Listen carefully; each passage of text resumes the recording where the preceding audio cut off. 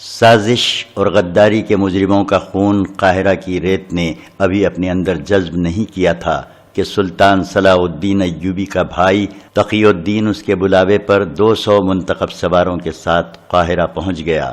سازش کے مجرموں کی گردنیں کاٹی جا چکی تھیں اور یوں نظر آتا تھا جیسے قاہرہ کی ریت ان کے مرے ہوئے مسلمان کا خون اپنے اندر جذب کرنے سے گریز کر رہی ہے، جو صلیبیوں کے ساتھ مل کر سلطنت اسلامیہ کے پرچم کو سرنگوں کرنے کی کوشش میں مصروف تھے۔ سلطان ایوبی نے ان سب کی لاشیں دیکھیں، ان کے کٹے ہوئے سر، ان کے بے جان جسموں کو سینوں پر رکھ دیے گئے تھے۔ صرف ایک لاش تھی جو سب سے بڑے غدار کی تھی اور جس پر سلطان ایوبی کو کلی طور پر اعتماد تھا۔ اس لاش کا سر اس کے ساتھ ہی تھا، ایک تیر اس کی شہرگ میں داخل ہو کر دوسری طرف نکلا ہوا تھا۔ یہ قاہرہ کا ایک نائب ناظم مصلح الدین تھا۔ فوج کے سامنے جب اس کا جرم سنایا جا رہا تھا تو ایک جوشیلے اور محب اسلام سپاہی نے کمان میں تیر ڈال کر مصلح الدین کی شہرگ سے پار کر دیا تھا۔ سلطان ایوبی نے سپاہی کی اس غیر قانونی حرکت کو، جو فوجی ڈسپلن کے خلاف تھی، صرف اس لیے نظر انداز کر کے معاف کر دیا تھا کہ کوئی بھی صاحب ایمان اسلام کے خلاف غداری برداشت نہیں کر سکتا۔ سلطان ایوبی نے ہی اپنی فوج میں ایمان کی یہ قوت پیدا کی تھی۔ ان لاشوں کو دیکھ کر سلطان ایوبی کے چہرے پر ایسی خوشی کی ہلکی سی بھی جھلک نہیں تھی کہ اس کی صفوں اور نظام حکومت میں سے اتنے زیادہ غدار اور سازشی پکڑے گئے اور انہیں سزائے موت دے دی گئی ہے۔ اس کے چہرے پر اداسی اور آنکھیں گہری سرخ تھیں، جیسے وہ آنسو روکنے کی کوشش کر رہا تھا۔ غصہ تو تھا ہی، جس کا اظہار اس نے ان الفاظ میں کیا: ان میں سے کسی کا جنازہ نہیں پڑھایا جائے گا، ان کی لاشیں ان کے رشتہ داروں کو نہیں دی جائیں گی تاکہ انہیں کفن نہ پہنائے جائیں۔ رات کے اندھیرے میں انہیں ایک ہی گہرے گڑھے میں پھینک کر مٹی ڈال دو اور زمین ہموار کر دو، اس دنیا میں ان کا نشان بھی باقی نہ رہے۔ امیر محترم سلطان ایوبی کے ایک رفیق اور معتمد خاص قاضی بہاؤالدین شداد نے سلطان ایوبی سے کہا، کوتوال اور شاہدوں کے بیان اور قاضی کا فیصلہ تحریر میں لا کر دستاویز میں محفوظ کر لینا ضروری ہے تاکہ یہ اعتراض نہ رہے کہ یہ فیصلہ صرف ایک فرد کا تھا۔ آپ کا فیصلہ برحق ہے، انصاف کر دیا گیا ہے، مگر قانون کا تقاضا کچھ اور ہے۔ کیا قرآن نے یہ حکم دیا ہے کہ دین الہی کی جڑیں کفار کے ساتھ مل کر کاٹنے والے کو یہ حق دیا جائے وہ قانون کے سامنے کھڑا ہو کر دینداروں اور اللہ اور رسول صلی اللہ علیہ وسلم کی عظمت کے پاسبانوں کو جھوٹا ثابت کرے؟ سلطان ایوبی نے ایسے تحمل سے کہا جس میں ایک دیندار مسلمان کا عتاب صاف جھلک رہا تھا۔ اس نے ان تمام حاکموں کو جو وہاں موجود تھے مخاطب ہو کر کہا، اگر میں نے بے انصافی کی ہے تو مجھے اتنے زیادہ انسانوں کے قتل کے جرم میں سزائے موت دے دو اور میری لاش شہر سے دور پھینک دو جہاں صحرائی لومڑیاں اور گدھ میری کوئی ہڈی بھی اس زمین پر نہ رہنے دیں۔ لیکن میرے رفیقو، مجھے سزا دینے سے پہلے قرآن پاک الف لام میم سے والناس تک پڑھ لینا۔ اگر قرآن مجھے سزا دیتا ہے تو میری گردن حاضر ہے۔ بے انصافی نہیں ہوئی سالار اعظم، کسی اور نے کہا۔ قاضی شداد کا مقصد یہ ہے کہ قانون کی بے حرمتی نہ ہو۔ میں سمجھ گیا ہوں، سلطان ایوبی نے کہا۔ ان کا مقصد آئینے کی طرح صاف ہے۔ میں آپ سب کو صرف یہ بتانا چاہتا ہوں کہ حاکم وقت ذاتی طور پر جانتا ہے کہ جسے غدار ہی کے جرم میں اس کے سامنے لایا گیا ہے وہ غداری کا مجرم ہے، تو حاکم وقت پر یہ فرض عائد ہوتا ہے کہ وہ شہادتوں اور قانون کے دیگر جھمیلوں میں پڑے بغیر غدار کو وہی سزا دے جس کا وہ حقدار ہے۔ اگر وہ سزا دینے سے گریز کرتا ہے، ڈرتا ہے یا ہچکچاتا ہے تو وہ حاکم وقت خود بھی غدار ہے، یا کم از کم نااہل اور بے ایمان ضرور ہے۔ وہ ڈرتا ہے کہ قاضی کے سامنے جا کر مجرم اسے بھی مجرم کہہ دیں گے۔ میرا سینہ صاف ہے، مجھے غداروں کی صف میں کھڑا کر دو، خدا کا ہاتھ مجھے ان سے الگ کر دے گا۔ اگر تمہارے سینے رب کعبہ کے نور سے منور ہیں تو مجرموں کا سامنا کرنے سے مت ڈرو۔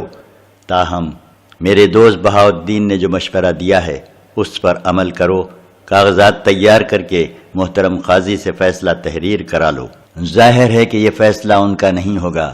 تحریر کر دیا جائے کہ امیر مصر جو افواج مصر کا سالار اعلیٰ بھی ہے، نے اپنے خصوصی اختیارات استعمال کرتے ہوئے ان مجرموں کو سزائے موت دی ہے جن کا جرم بلا شک و شبہ ثابت ہو گیا تھا۔ سلطان ایوبی نے اپنے بھائی تقی الدین کی طرف دیکھا۔ وہ بڑے لمبے سفر سے آیا تھا، تھکا ہوا تھا۔ سلطان ایوبی نے اسے کہا، میں تمہارے چہرے پر تفکر اور تھکن دیکھ رہا ہوں، لیکن تم آرام نہیں کر سکو گے۔ تمہارا سفر ختم نہیں ہوا بلکہ اب شروع ہوا ہے۔ مجھے شوبک جلدی جانا ہے، تمہارے ساتھ کچھ ضروری باتیں کر کے جاؤں گا۔ جانے سے پہلے ایک حکم اور صادر فرمائیے، ناظم شہر نے کہا۔ جنہیں سزائے موت دی گئی ہے ان کی بیوی اور بچوں کا کیا بنے گا؟ ان کے لیے بھی میرے اسی حکم پر عمل کرو جو میں ان سے پہلے غداروں کے اہل و عیال کے متعلق دے چکا ہوں۔ سلطان ایوبی نے جواب دیا، بیواؤں کے متعلق یہ چھان بین کر لو کہ اپنے خاوندوں کی طرح ان میں سے کسی کا تعلق دشمن کے ساتھ نہ ہو۔ ہمارے ہاں زن پرستی نے بھی غدار پیدا کیے ہیں۔ آپ نے دیکھ لیا ہے کہ سلیبیوں نے ہمارے بھائیوں کو خوبصورت لڑکیاں دے کر ان کے عوض ان کا ایمان خریدا ہے۔ ان میں سے جو بیوائیں نیک اور مومن ہیں ان کی شادیاں ان کے منشا کے مطابق کر دو۔ کسی پر اپنا فیصلہ ٹھونسنے کی کوشش نہ کرنا۔ خیال رکھنا کہ کوئی عورت بے سہارا نہ رہے اور باعزت روٹی سے محروم نہ رہے اور اس میں محتاجی کا احساس نہ پیدا ہو۔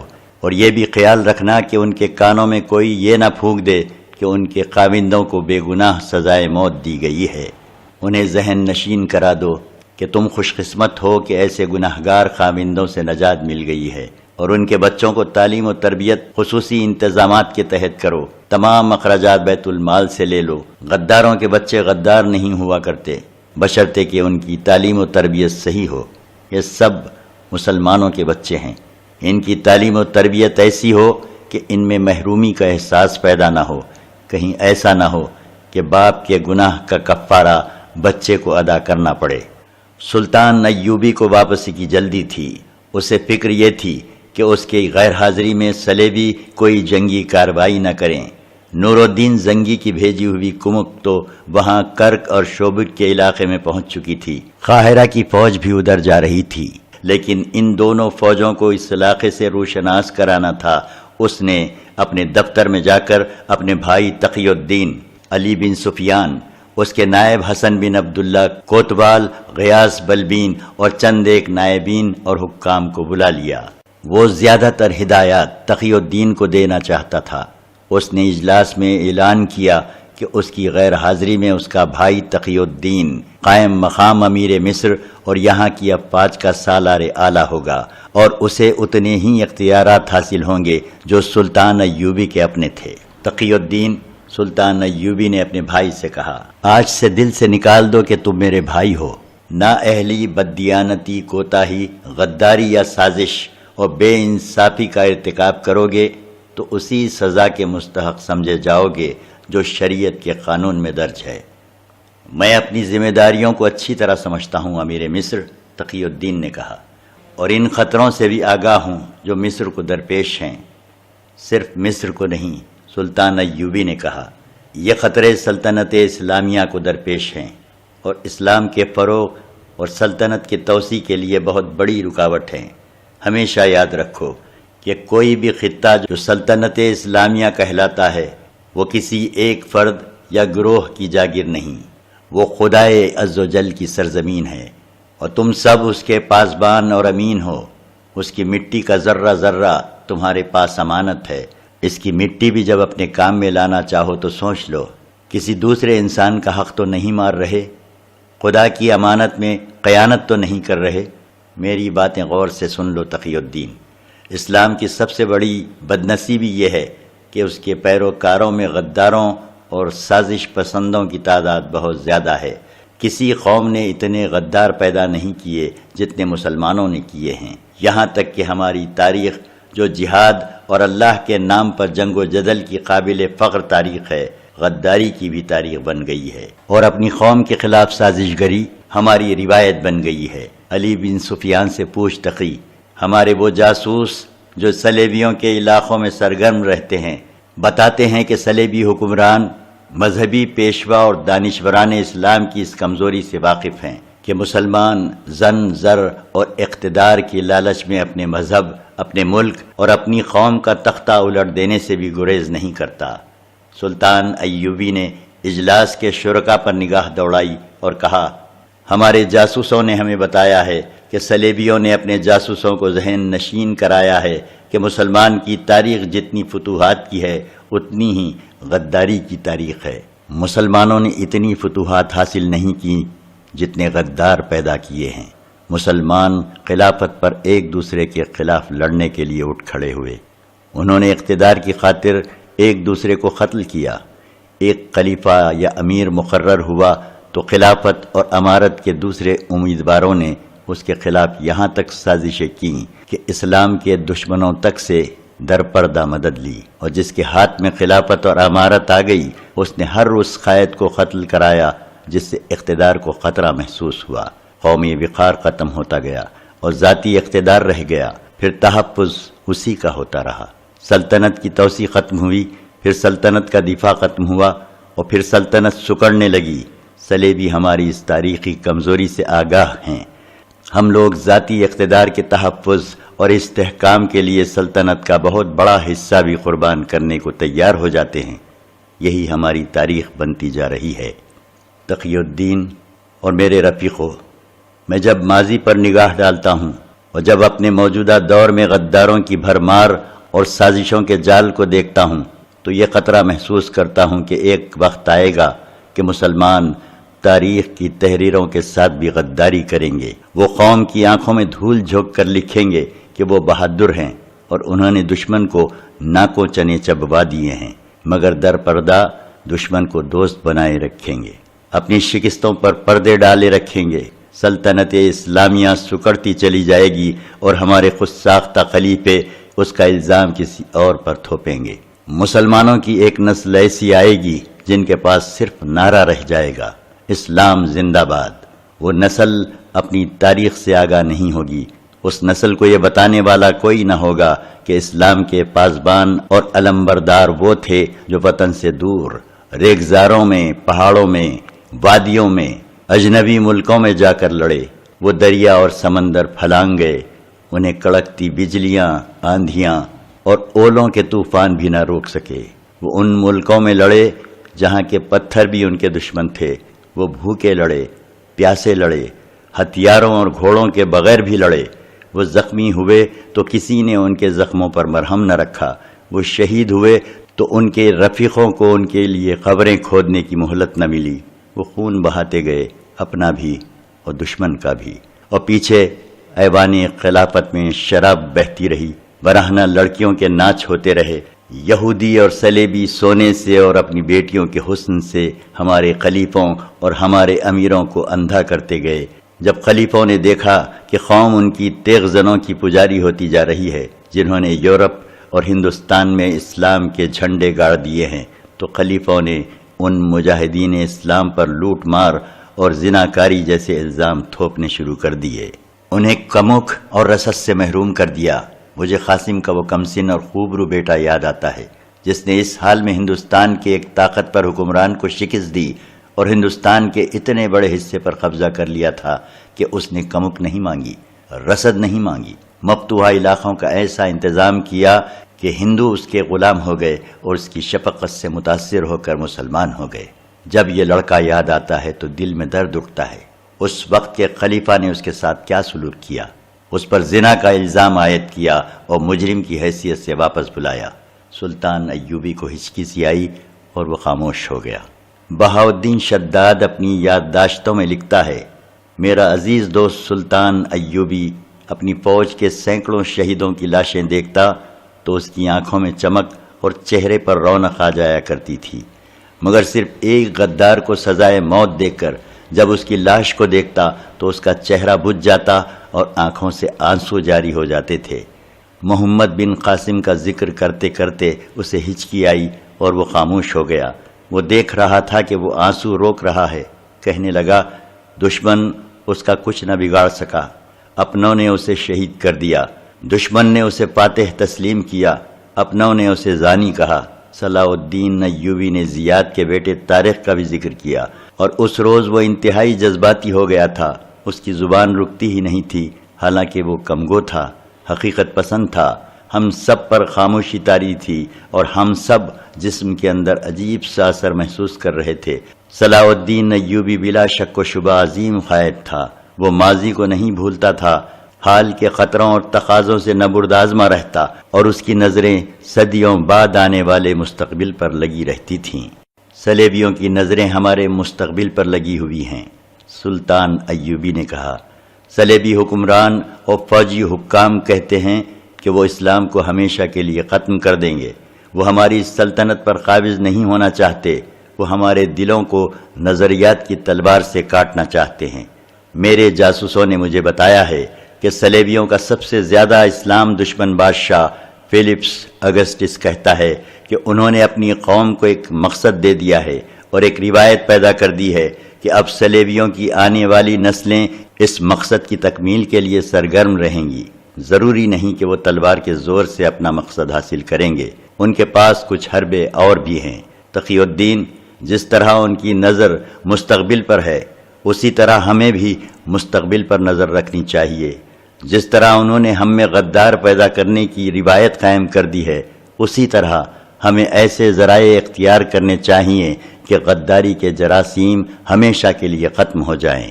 غداروں کو قتل کرتے چلے جانا کوئی علاج نہیں، غداری کا رجحان ختم کرنا ہے، اقتدار کی ہوس ختم کر کے حب رسول پیدا کرنی ہے۔ یہ اسی صورت میں پیدا ہو سکتی ہے کہ قوم کی آنکھوں میں رسول اللہ صلی اللہ علیہ وسلم کے دشمن کا تصور موجود ہو۔ مسلمانوں کو معلوم ہونا چاہیے کہ صلیبیوں کی تہذیب میں ایسی بے حیائی ہے جو پرکشش ہے۔ قومیں ان کی تہذیب میں جذب ہوتی چلی جا رہی ہیں۔ ان کے ہاں شراب بھی جائز ہے، عورتوں کا غیر مردوں کے ساتھ ناچنا کودنا اور تنہا رہنا بھی جائز ہے۔ ہمارے اور ان کے درمیان یہی سب سے بڑا فرق ہے کہ ہم عصمتوں کے پاسبان ہیں اور وہ عصمتوں کے بیوپاری ہیں۔ یہی وہ فرق ہے جو ہمارے مسلمان بھائی مٹا دیتے ہیں۔ تقی الدین، تمہارا ایک محاذ زمین کے اوپر ہے، دوسرا زمین کے نیچے، ایک محاذ دشمن کے خلاف اور دوسرا اپنوں کے خلاف۔ اگر اپنوں میں غدار نہ ہوتے تو ہم اس وقت یہاں نہیں، یورپ کے قلب میں بیٹھے ہوئے ہوتے، اور صلیبی ہماری خلافت اپنی حسین بیٹیوں کی بجائے کوئی بہتر ہتھیار استعمال کرتے اور اچھی قسم کی جنگی چالیں چلتے۔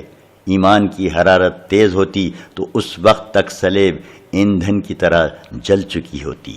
مجھے آپ کی بہت سی دشواریوں کا علم یہاں آ کر ہوا ہے، تقی الدین نے کہا۔ محترم نور الدین زنگی بھی پوری طرح آگاہ نہیں کہ مصر میں آپ غداروں کی ایک فوج کے گھیرے میں آئے ہوئے ہیں۔ آپ اس سے کمک مانگ لیتے، انہیں مدد کے لیے کہتے۔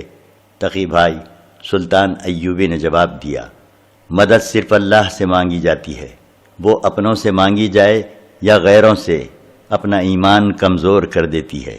صلیبیوں کی فوج ذرہ بختر میں ہے، میرے سپاہی معمولی سے کپڑوں میں ملبوس ہیں، پھر بھی انہوں نے صلیبیوں کو شکست دی ہے۔ ایمان لوہے کی طرح مضبوط ہو تو ذرہ بختر کی ضرورت نہیں رہتی۔ ذرہ بختر اور خندقیں تحفظ کا احساس پیدا کرتی ہیں اور سپاہی کو اپنے اندر قید کر لیتی ہیں۔ یاد رکھو، میدان میں خندق سے باہر رہو، گھوم پھر کر لڑو، دشمن کے پیچھے نہ جاؤ، اسے اپنے پیچھے بلاؤ۔ مرکز کو قائم رکھو، پہلوؤں کو پھیلا دو اور دشمن کو دونوں بازوؤں میں جکڑ لو۔ محفوظہ وہاں رکھو جہاں سے وہ دشمن کے عقب میں جا سکے۔ چھاپا ماروں کے بغیر کبھی جنگ نہ لڑنا۔ چھاپا ماروں سے دشمن کی رسد تباہ کراؤ، وہ رسد جو پیچھے سے آئے وہ بھی جو دشمن اپنے ساتھ رکھے۔ چھاپا ماروں کو دشمن کے جانوروں کو مارنے یا ہراساں کرنے کے لیے استعمال کرو۔ آمنے سامنے کی ٹکر سے بچو، جنگ کو طول دو، دشمن کو پریشان کیے رکھو۔ میں جو فوج چھوڑ چلا ہوں یہ محاذ سے آئی ہے، اس نے شوبک کا قلعہ سر کیا ہے، اس نے دشمن کی آنکھ سے آنکھ ملائی ہے، اپنی سپاہیوں کو شہید کرا کے آئی ہے۔ اس فوج میں جان پر کھیل جانے والے چھاپا مار دستے بھی ہیں، اسے صرف اشارے کی ضرورت ہے۔ میں نے اس فوج میں ایمان کی حرارت پیدا کر رکھی ہے، کہیں ایسا نہ ہو کہ تم اپنے آپ کو بادشاہ سمجھ کر اس فوج کا ایمان سرد کر دو۔ ہم پر جو حملہ ہو رہا ہے وہ ہمارے ایمان پر ہو رہا ہے۔ صلیبی تمدن کے اثرات بڑی تیزی سے مصر میں آ رہے ہیں۔ سلطان ایوبی نے اپنے بھائی تقی الدین کو پوری تفصیل سے بتایا کہ سوڈان میں مصر پر حملے کی تیاریاں ہو رہی ہیں۔ سوڈانیوں میں اکثریت وہاں کے حبشیوں کی ہے، جو مسلمان ہیں نہ عیسائی۔ ان میں مسلمان بھی ہیں جن میں مصر کی اس فوج کے بھگوڑے بھی ہیں جسے بغاوت کے جرم میں توڑ دیا گیا تھا۔ سلطان ایوبی نے کہا، لیکن گھر بیٹھے دشمن کا انتظار نہ کرتے رہنا، جاسوس تمہیں خبریں دیتے رہیں گے۔ حسن بن عبداللہ تمہارے ساتھ ہے۔ جہاں محسوس کرو دشمن کی تیاری مکمل ہو چکی ہے اور وہ اب حملے کے لیے اجتماع کر رہا ہے، تم وقت ضائع کیے بغیر حملہ کر دو اور دشمن کو تیاری کی حالت میں ہی ختم کر دو، لیکن پیچھے کے انتظامات مضبوط رکھنا۔ قوم کو محاذ کے حالات سے بے خبر نہ رکھنا۔ اگر خدا نہ خواستہ شکست ہو جائے تو اپنی غلطیوں اور کوتاہیوں کو تسلیم کر لینا اور قوم کو بتا دینا کہ شکست کے اسباب کیا تھے۔ جنگ قوم کے خون اور پیسے سے لڑی جاتی ہے، بیٹے قوم کے شہید اور اپاہج ہوتے ہیں، لہذا قوم کو اعتماد میں لینا ضروری ہے۔ جنگ کو بادشاہوں کا کھیل نہ سمجھنا، یہ ایک قومی مسئلہ ہے، اس میں قوم کو اپنے ساتھ رکھنا۔ میں نے جس فاطمی خلافت کو معزول کیا تھا اس کے حواری ہی ہمارے خلاف سرگرم ہیں۔ معلوم ہوا ہے کہ انہوں نے درپردہ اپنا خلیفہ مقرر کر رکھا ہے۔ ان کا خلیفہ العازد تو مر گیا ہے، لیکن وہ خلافت کو اس امید پر زندہ رکھے ہوئے ہیں کہ سوڈانی مصر پر حملہ کریں گے، ہماری فوج بغاوت کرے گی اور صلیبی چپکے سے اندر آ کر فاطمی خلافت بحال کر دیں گے۔ فاطمیوں کو حسن بن صبا کے قاتل گروہ کی حمایت حاصل ہے۔ میں علی بن سفیان کو اپنے ساتھ لے جا رہا ہوں، اس کا نائب حسن بن عبداللہ اور کوتوال غیاث بلبی تمہارے ساتھ رہیں گے۔ یہ اس زمین دوز گروہ پر نظر رکھیں گے۔ فوج کی بھرتی تیز کر دو اور انہیں جنگی مشقیں کراتے رہو۔ تھوڑے ہی عرصے میں ہمیں اطلاعات مل رہی ہیں کہ مصر کے جنوب مغربی علاقے سے فوج کے لیے بھرتی نہیں مل رہی۔ حسن بن عبداللہ نے کہا، یہ بھی معلوم ہوا ہے کہ وہاں کے لوگ فوج کے خلاف ہوتے جا رہے ہیں۔ معلوم کرایا ہے کہ باعث کیا ہے؟ علی بن سفیان نے پوچھا۔ میرے 2 مخبر اس علاقے میں قتل ہو چکے ہیں، حسن بن عبداللہ نے کہا۔ وہاں سے خبر لینا آسان نہیں، تاہم میں نے نئے مخبر بھیج دیے ہیں، میں اپنے ذرائع سے معلوم کر رہا ہوں، غیاث بلبین نے کہا۔ مجھے شک ہے کہ اس وسیع علاقے کے لوگ کسی نئے وہم میں مبتلا ہو گئے ہیں۔ یہ علاقہ دشوار گزار ہے، لوگ سخت جان ہیں لیکن عقیدوں کے ڈھیلے اور توہمات پرست ہیں۔ توہم پرستی بہت بڑی لعنت ہے، سلطان ایوبی نے کہا۔ اس علاقے پر نظر رکھو اور وہاں کے لوگوں کو توہمات سے بچاؤ۔ 3-4 روز بعد کرک کے قلعے میں بھی ایک اجلاس منعقد ہوا۔ وہ صلیبی حکمرانوں اور فوج کے اعلیٰ کمانڈروں کا اجلاس تھا۔ انہیں یہ تو معلوم تھا کہ صلاح الدین ایوبی فلسطین کا ایک قلعہ شوبک لے چکا ہے اور اب کرک پر حملہ کرے گا۔ انہیں اس احساس نے پریشان کر رکھا تھا کہ اگر مسلمانوں نے کرک کو بھی شوبک کی طرح فتح کر لیا تو یروشلم کو بچانا مشکل ہو جائے گا۔ صلیبی جان گئے تھے کہ سلطان ایوبی سنبھل کر آگے بڑھ رہا ہے۔ وہ ایک جگہ لے لیتا ہے، فوج کی کمی نئی بھرتی سے پوری کرتا ہے، اسے پرانی فوج کے ساتھ ٹریننگ دیتا ہے، اور جب اسے یقین ہو جاتا ہے کہ وہ اگلی ٹکر لینے کے قابل ہو گیا ہے تو آگے بڑھتا ہے۔ چنانچہ وہ کرک کے دفاع کو مضبوط کر رہے تھے اور باہر آ کر لڑنے کی بھی اسکیم بنا چکے تھے، مگر اس اجلاس میں انہیں اپنی اسکیم میں رد و بدل کی ضرورت محسوس ہو رہی تھی، کیونکہ ان کی انٹیلیجنس کے سربراہ ہرمن نے انہیں صلاح الدین ایوبی، اس کی فوج اور مصر کے تازہ حالات کے متعلق انقلابی خبریں دی تھیں۔ صلیبی جاسوسوں نے بہت ہی تھوڑے وقت میں کرک میں یہ اطلاعیں پہنچا دی تھیں کہ سلطان ایوبی اس فوج کو قاہرہ لے گیا ہے جو اس محاذ پر لڑی اور شوبک کا قلعہ لیا تھا، اور قاہرہ میں بھی جو فوج ہے اسے عجلت میں محاذ پر بھیج دیا گیا ہے، اور نور الدین زنگی نے اپنی بہترین فوج کی کمک اس محاذ پر بھیج دی ہے، اور سلطان ایوبی کا بھائی تقی الدین دمشق سے قاہرہ پہنچ گیا ہے، جہاں وہ سلطان ایوبی کا قائم مقام ہوگا، اور سلطان ایوبی قاہرہ چلا گیا ہے جہاں وہ سازشیوں کو سزائے موت دے کر محاذ کی طرف روانہ ہو گیا ہے۔ صلیبیوں کے لیے یہ خبر اچھی نہیں تھی کہ قاہرہ کا نائب ناظم مصلح الدین بھی پکڑا گیا اور غداری کے جرم میں مارا گیا ہے۔ مصلح الدین صلیبیوں کا کارآمد اور اہم ایجنٹ تھا، सलेबी निज़ाम जासूसी का सरबराह हरमन इजलास को इन तब्दीलियों से आगाह कर रहा था। उसने कहा, मसलेउद्दीन के मारे जाने से हमें नुकसान तो हुआ है, लेकिन तक़ीउद्दीन का तकर्रुर हमारे लिए उम्मीद अफजा है। वो बेशक सलाहुद्दीन का भाई है, लेकिन वो सलाहुद्दीन नहीं है। मेरे तखरीबकार जासूस उसे चक्कर देने में कामयाब हो जाएंगे। ये भी उम्मीद अफजा है कि सलाहुद्दीन और अली बिन सुफियान काहिरा से गैर हाजिर हैं। मैं हैरान हूं कि तुम्हारे हशीशीन क्या कर रहे हैं। रेमान ने पूछा, क्या वो दोहरा खेल तो नहीं खेल रहे? कमबख्त अभी तक सलाहुद्दीन को कत्ल नहीं कर सके। हम बहुत सी रकम ज़ाया कर चुके हैं। रकम ज़ाया नहीं हो रही, हरमन ने कहा।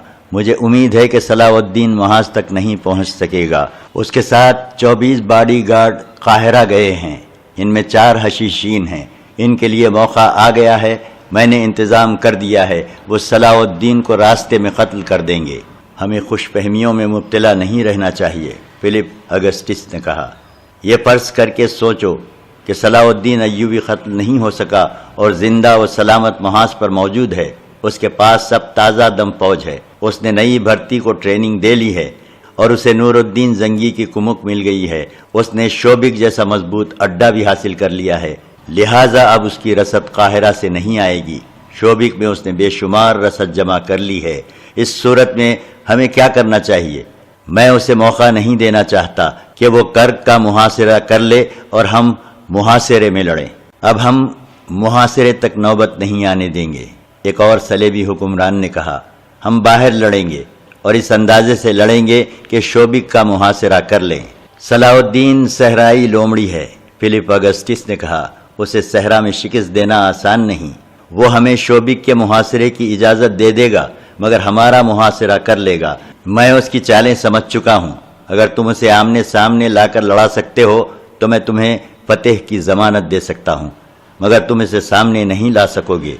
बहुत देर के बहस व मुबाहिसे के बाद ये फैसला हुआ कि निस्फ फौज को किले से बाहर भेज दिया जाए और सुल्तान अय्यूबी की फौज के करीब क़ैमाज़न कर दिया जाए और उसकी फौज की नक़्ल हरकत पर गहरी नज़र रखी जाए। इस स्कीम में बाहर लड़ने वाली फौज की तादाद के मुताल्लिक़ फैसला किया गया कि सुल्तान अय्यूबी की फौज से 3 गुना ना हो तो दुगनी ज़रूर हो। अक़ब से हमले के लिए अलग फौज मुकर्रर की गई और प्लान में यह भी शामिल किया गया कि मुसलमान फौज की कुमुक और रसद शोबिक से आएगी, लिहाजा शोबिक और मुसलमान के दरमियानी फासले को छापामारों की जद में रखने का इंतजाम किया जाए। फौजी कमांडरों ने कहा कि सामने से इतनी ज्यादा कुव्वत से हमला किया जाए कि सलाहुद्दीन अय्यूबी जम कर लड़ने पर मजबूर हो जाए। सलेबियों को दरअसल अपनी बख्तर फौज पर भरोसा था। उनकी बेशतर फौज जर्रा पोश थी। सरों पर आहनी खुद थे, पेशानियों से नाक और मुंह तक चेहरे आहनी खुदों के मजबूत नकाबों में ढके हुए थे। उन्होंने ऊँटों को भी जर्रा पोश कर लिया था। ऊँटों के सरों पर आहनी गिलाफ चढ़ा दिए गए थे और पहलुओं के साथ लोहे की पतरियां लटकती थीं जो तीरों को रोक लेती थीं। उन्होंने कोशिश की थी कि बेहतर किस्म के घोड़े हासिल कर सकें। यूरोपीय ममालिक से लाए हुए घोड़े सहरा में जल्दी थक जाते और प्यास से बेहाल हो जाते थे। सलेबियों ने अरबी इलाकों से घोड़े खरीदे थे, मगर उनकी तादाद इतनी ज़्यादा नहीं थी। उन्होंने मुसलमानों के काफिलों से घोड़े छीनने शुरू कर दिए। सुल्तान अय्यूबी के घोड़े बेहतर थे। अरबी नस्ल के ये सहराई घोड़े प्यास से बेनियाज मीलों भाग सकते थे। इन जंगी तैयारियों और एहतमाम के अलावा सलेबियों ने नज़रियाती जंग का मुहाज जो खोला था, इसके मुताल्लिक़ उनकी इंटेलिजेंस के डायरेक्टर हरमन ने रिपोर्ट पेश की कि सलाहुद्दीन अय्यूबी को मिस्र के जुनूब मगरिब के सरहदी इलाके से भर्ती नहीं मिलेगी। ये वही इलाका था जिसके मुताल्लिक़ सुल्तान अय्यूबी की इंटेलिजेंस के नायब सरबराह हसन बिन अब्दुल्ला ने रिपोर्ट दी थी कि वहाँ के लोग अब फौज में भर्ती नहीं होते, बल्कि बाज़ लोग फौज के खिलाफ भी हो गए हैं। ये जफाकश और जंगजू कबाइल का इलाका था जिसने सुल्तान अय्यूबी को निहायत अच्छे सिपाही दिए थे, मगर अब हरमन की रिपोर्ट से जाहिर होता था कि सलेबी तकरीबकार उस इलाके में पहुँच गए हैं। वहाँ नौबत यहाँ तक पहुँची हुई थी कि हसन बिन अब्दुल्ला ने यह मालूम करने के लिए कि उस इलाके के लोग फौज के खिलाफ क्यों हो गए हैं और मुखबिर भेजे थे। दोनों कत्ल हो गए थे, उनकी लाशें नहीं मिली थीं। पुरअसरार से एक इत्तला मिली थी कि हमेशा के लिए गायब कर दिए गए हैं। وہ علاقہ جو بہت وسیع و عریض تھا، جاسوسوں اور مخبروں کے لیے بہت ہی مضبوط قلعہ بن گیا تھا، وہاں سے کوئی معلومات حاصل ہوتی ہی نہیں تھی۔ اتنا ہی پتہ چلا تھا کہ وہاں کے لوگ ہیں تو مسلمان، لیکن توہم پرست اور عقیدے کے بہت ڈھیلے ہیں۔ ہرمن نے تفصیلات بتائے بغیر کہا کہ اس کا تجربہ کامیاب رہا ہے۔ وہ اب مصر کے تمام تر سرحدی علاقے میں اس طریقہ کار کو پھیلائے گا، پھر ان اثرات کو مصر کے اندر لے جانے کی کوشش کرے گا۔ اس نے امید ظاہر کی کہ وہ مصر کے قصبوں اور شہروں کو بھی اپنے اثر میں لے لے گا۔ اس نے کہا کہ میں مسلمانوں کی ایک ایسی خامی کو ان کے خلاف استعمال کر رہا ہوں جسے وہ اپنی خوبی سمجھتے ہیں۔ مسلمان درویشوں، فقیروں، وظیفے اور چلے کرنے والوں، عاملوں اور مولویوں اور کٹیا میں بیٹھ کر اللہ اللہ کرتے رہنے والے مجذوب قسم کے لوگوں کے فوراً مرید بن جاتے ہیں۔ درویشوں وغیرہ کا یہ گروہ اسلامی فوج کے ان سالاروں کے خلاف ہے جنہوں نے ہمارے خلاف جنگیں لڑ کر شہرت حاصل کی ہے۔ یہ درویش اپنے متعلق لوگوں کو یقین دلاتے ہیں کہ خدا ان کے ہاتھ میں ہے اور وہ خدا کے خاص بندوں میں سے ہیں۔ وہ صرف نام پیدا کرنا چاہتے ہیں، ان میں میدان جنگ میں جانے کی ہمت اور جرت نہیں، لہٰذا وہ گھر بیٹھے وہی شہرت حاصل کرنا چاہتے ہیں جو سالاروں نے جہاد میں حاصل کی ہے۔ اگر دیانت داری اور غیر جانبداری سے دیکھا جائے تو مسلمان کے یہ فوجی لیڈر، جن میں صلاح الدین ایوبی اور نور الدین زنگی بھی شامل ہیں، قابل تحسین انسان ہیں، مگر ان کے خلیفوں نے اپنا نام عبادت میں شامل کر کے فوجی لیڈروں کی اہمیت گھٹا دی۔ ان کے ساتھ مسلمانوں میں نام نہاد عالموں اور اماموں کا ایک گروہ پیدا ہوا جو عمل سے گھبراتا تھا۔ انہوں نے کہا کہ جو کچھ ہیں وہ عالم اور امام ہیں۔ یہ گروہ خلیفوں کی آڑ میں جہاد کے معنی مسخ کر رہا ہے تاکہ لوگ جہاد میں جانے کی بجائے ان کے گرد جمع ہوں اور انہیں خدا کے برگزیدہ انسان مانیں۔ ان کے پاس پر اسرار سی باتیں اور باتیں کرنے کا ایسا طلسماتی انداز ہے کہ لوگ یہ سمجھنے لگے ہیں کہ ان برگزیدہ انسانوں کے سینے میں وہ راز چھپا ہوا ہے جو خدا نے ہر بندے کو نہیں بتایا۔ چنانچہ سیدھے سادھے مسلمان ان کے جال میں پھنستے جا رہے ہیں۔ میں انہی عالموں اور درویشوں کو استعمال کر رہا ہوں۔ مسلمان کی یہ کمزوری ہمیں بہت فائدہ دے رہی ہے۔ میں مسلمانوں کو اسلام ہی کی باتیں سنا سنا کر اسلام کی بنیادی روح سے دور لے جا رہا ہوں۔ تاریخ گواہ ہے کہ یہودیوں نے نظریاتی تخریب کاری کر کے اسلام کو کافی حد تک کمزور کر دیا ہے۔ میں انہی کے اصولوں پر کام کر رہا ہوں۔ یہی وہ محاذ تھا جس کے متعلق سلطان ایوبی پریشان رہتا تھا۔ پریشانی کا اصل باعث یہ تھا کہ اس محاذ پر اپنی ہی قوم کے افراد اس کے خلاف لڑ رہے تھے اور یہ محاذ اسے نظر نہیں آتا تھا۔ تقی الدین اپنے ان حکام کو جنہیں قاہرہ میں رہنا تھا ہدایات دے کر سلطان ایوبی کے محاذ کی طرف روانہ ہو گیا۔ اس کے ساتھ 24 ذاتی محافظوں کا دستہ تھا۔ سلیبیوں کو باڈی گارڈز کی نفری کا علم تھا اور انہیں یہ بھی علم تھا کہ اس دستے میں 4 حشیشین ہیں جو نہایت کامیاب اداکاری سے اور بہادری کے کارناموں سے محافظ دستے کے لیے منتخب ہو گئے تھے۔ ان کا مقصد صلاح الدین ایوبی کا قتل تھا، لیکن انہیں موقع نہیں مل رہا تھا کیونکہ محافظ دستے کی نفری 24 سے کہیں زیادہ رہتی ہے اور ان کی ڈیوٹی بدلتی رہتی تھی۔ کبھی بھی ایسا نہ ہوا کہ ان 4 کی ڈیوٹی اکٹھی لگی۔ محافظوں کے کمانڈر بہت ہوشیار اور چوکس رہتے تھے۔ انہیں یہ تو علم تھا کہ ان کے درمیان قاتل بھی موجود ہیں۔ وہ بیدار رہتے تھے کہ کوئی محافظ کوتاہی نہ کرے۔ اب سلطان ایوبی سفر میں تھا۔ اس نے خود ہی کہا تھا کہ وہ محافظوں کی پوری فوج کو ساتھ نہیں رکھے گا، 24 کافی ہیں، حالانکہ راستے میں صلیبی چھاپہ ماروں کا خطرہ تھا۔ سلطان ایوبی قاہرہ سے دن کے پچھلے پہر روانہ ہوا تھا۔ آدھی رات سفر میں اور باقی آرام میں گزری۔ سحر کی تاریکی میں اس نے کوچ کا حکم دیا۔ دوپہر کا سورج گھوڑوں کو پریشان کرنے لگا تو ایک ایسی جگہ یہ قافلہ رک گیا جہاں پانی بھی تھا، درخت بھی اور ٹیلوں کا سایہ بھی تھا۔ ذرا سی دیر میں سلطان ایوبی کے لیے خیمہ نصب کر دیا گیا۔ اس کے اندر سفری چارپائی اور بستر بچھا دیا گیا۔ کھانے پینے سے فارغ ہو کر سلطان ایوبی اونگنے کے لیے لیٹ گیا۔ 2 محافظ خیمے کے آگے اور پیچھے کھڑے ہو گئے۔ دستے کے باقی محافظ قریب ہی سایہ دیکھ کر بیٹھ گئے۔ کچھ گھوڑوں کو پانی پلانے کے لیے لے گئے۔ علی بن سفیان اور دیگر حکام جو سلطان ایوبی کے ساتھ تھے ایک درخت کے نیچے جا کر لیٹ گئے۔ انہوں نے خیمے نصب نہیں کرائے تھے۔ اس جگہ کے قد و قال ایسے تھے کہ سلطان ایوبی کا خیمہ ان کی نظروں سے اوجھل تھا۔ صحرا کا سورج زمین و آسمان کو جلا رہا تھا۔ جس کسی کو جہاں چھاؤں ملی وہاں بیٹھ یا لیٹ گیا۔ یہ پہلا موقع تھا کہ سلطان ایوبی کے خیمے پر جن محافظوں کی ڈیوٹی لگی وہ دونوں حشیشین تھے جو ایک عرصے سے ایسے ہی موقع کی تلاش میں تھے۔ اس موقع کو پوری طرح موضوع بنانے کے لیے یہ صورت پیدا ہو گئی کہ محافظوں کی زیادہ تر نفری گھوڑوں کو پانی پلانے چلی گئی تھی۔ پانی ایک ٹیلے کے دوسری طرف تھا۔ قافلے کا سامان اٹھانے والے اونٹوں کے شتربان بھی اونٹوں کو پانی کے لیے لے گئے تھے۔ جو محافظ ڈیوٹی والوں کے علاوہ پیچھے رہ گئے تھے ان میں 2 اور حشیشین تھے۔ انہوں نے اشاروں میں طے کر لیا۔ سلطان ایوبی کے خیمے کے سامنے کھڑے محافظ نے خیمے کا پردہ ذرا سا ہٹا کر اندر دیکھا اور باہر والوں کو اشارہ کیا۔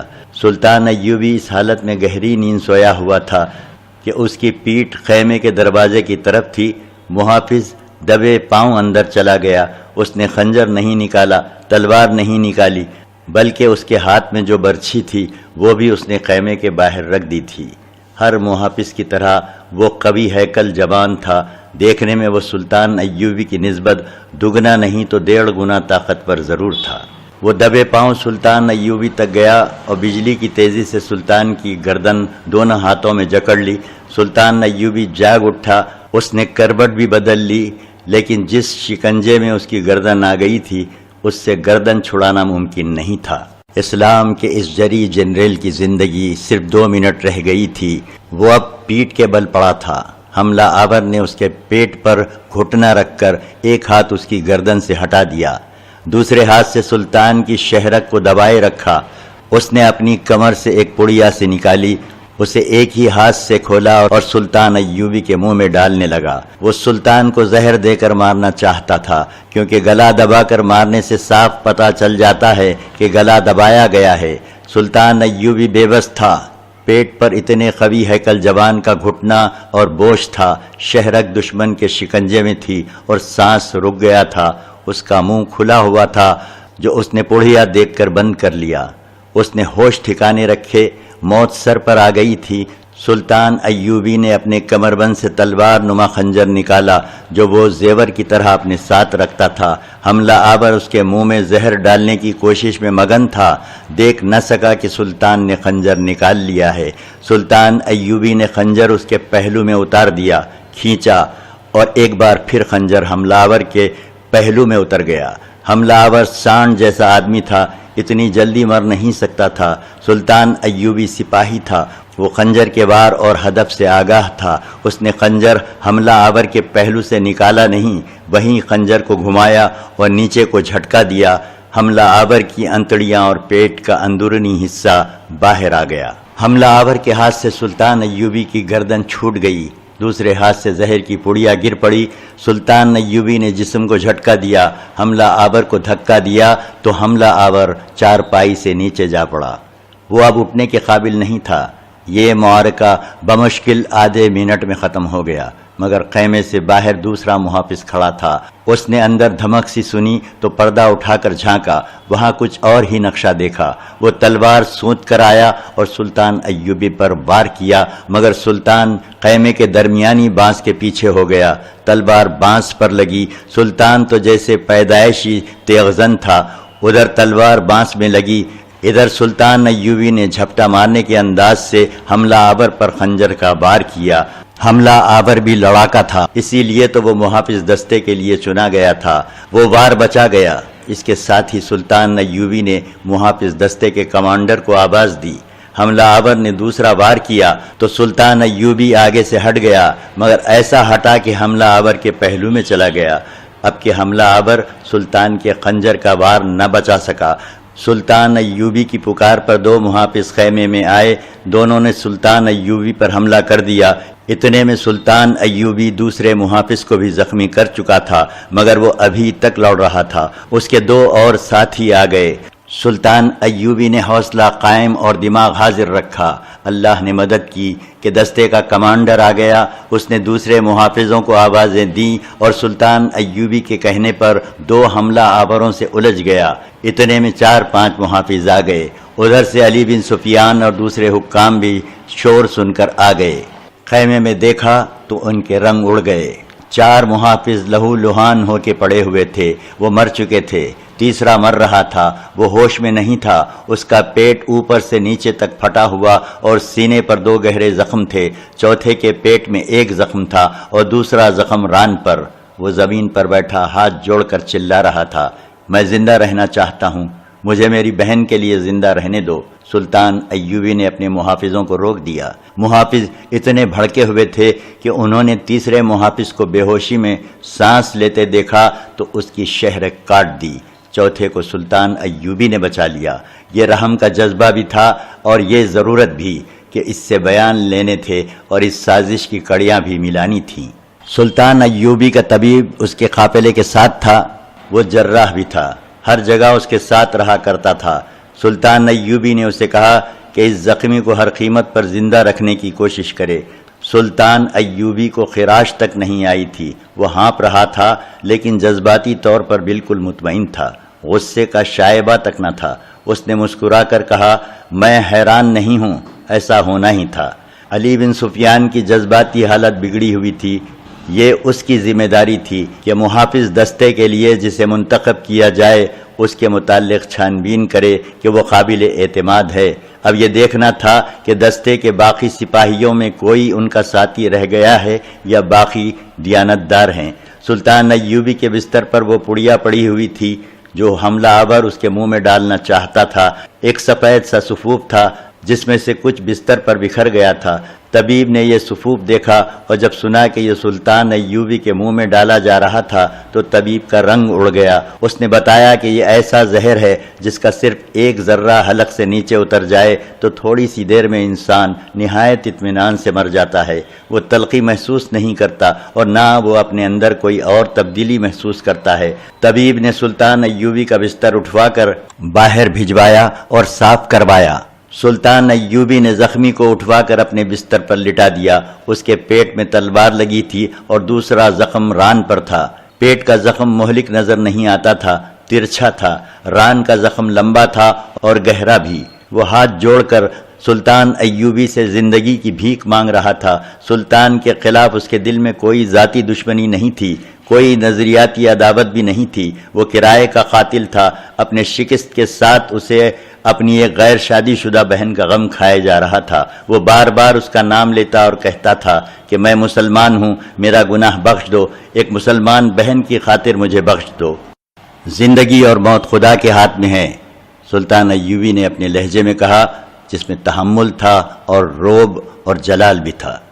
سلطان نے کہا، تم نے دیکھ لیا ہے کہ کون مارتا ہے اور کون زندہ رکھتا ہے، لیکن میرے دوست اس وقت تمہاری جان جس کے ہاتھ میں ہے تم اسے دیکھ رہے ہو۔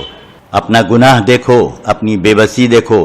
میں تمہیں تمہارے ساتھیوں کی لاشوں کے ساتھ زندہ باہر صحرا میں پھینک دوں گا۔ صحرا کی لومڑیاں اور بھیڑیے تمہیں اس حال میں نوچ نوچ کر کھائیں گے کہ تم زندہ ہوگے، ہوش میں ہوگے، مگر بھاگ نہیں سکو گے، بوٹی بوٹی ہو کر مرو گے اور اپنے گناہ کی سزا پاؤ گے۔ زخمی تڑپ اٹھا۔ اس نے سلطان ایوبی کے دونوں ہاتھ پکڑ لیے اور دھاڑے مار مار کر رونے لگا۔ سلطان ایوبی نے پوچھا، تم کون ہو؟ کہاں سے آئے ہو؟ میرے ساتھ تمہاری کیا دشمنی ہے؟ میں فاطمیوں کا آدمی ہوں، اس نے جواب دیا۔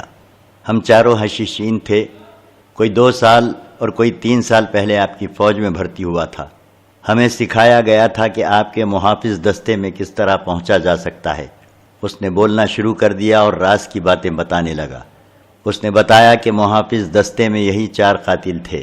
اس کے بیان کے دوران سلطان ایوبی نے طبیب سے کہا کہ وہ اس کی مرہم پٹی کرتا رہے۔ طبیب نے اسے ایک دوا پلا دی اور خون روکنے کی کوشش کرنے لگا۔ اس نے زخمی کو تسلی دی کہ وہ ٹھیک ہو جائے گا۔ زخمی انکشاف کرتا گیا۔ اس کے معزول فاطمی خلافت اور حشیشین کے معاہدے کو بے نقاب کیا۔ فاطمیوں نے صلیبیوں سے جو مدد لی تھی اور لے رہے تھے اس کی تفصیل بتائی۔ خاصا وقت صرف کر کے طبیب نے اس کی مرہم پٹی مکمل کر دی۔ اصل مرہم تو سلطان ایوبی کی شفقت تھی، جس میں انتقام کا ذرا سا بھی شک نہیں ہوتا تھا۔ سلطان ایوبی نے کہا کہ لاشیں باہر پھینک دو، اور اس زخمی کے متعلق اس نے علی بن سفیان سے کہا کہ وہ وہیں سے اسے قاہرہ لے جائے اور اس نے جو نشاندہیاں کی ہیں ان کے خلاف کارروائی کرے۔ زخمی نے نہایت کارآمد سراغ دیے تھے، جن میں کچھ ایسے خطرناک تھے جن کی تفتیش علی بن سفیان ہی اچھی طرح کر سکتا تھا۔ اسے اسی وقت اونٹ پر خاص طریقے سے لٹکا کر علی بن سفیان واپسی کے سفر پر چل پڑا۔ صلاح الدین ایوبی پر متعدد بار قاتلانہ حملے ہوئے تھے۔ تاریخ میں ان تمام کا ذکر نہیں آیا۔ مندرجہ بالا طرز کے 2 حملوں کا ذکر ملتا ہے۔ ایک بار ایک فدائی قاتل نے سلطان ایوبی پر اسی طرح سوتے میں خنجر کا وار کیا تھا۔ خنجر پگڑی میں لگا اور سلطان ایوبی جاگ اٹھا تھا۔